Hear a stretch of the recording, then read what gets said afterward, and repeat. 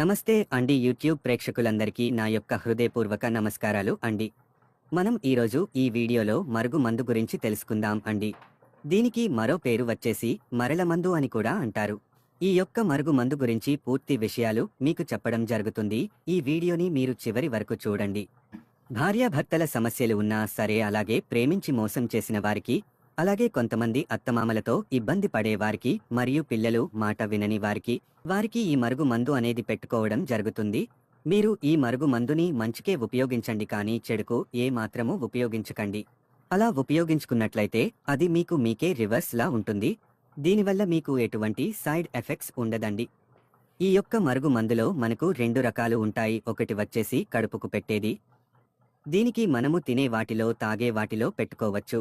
మరొకటి వచ్చేసి తలకు, బట్టలకు, చెప్పులకు, వంటికి రాసుకునేది. ఈ రెండిట్లో మనము ఏది ఉపయోగించినా సరే వారు కేవలం 24 గంటల నుంచి 3 రోజుల్లో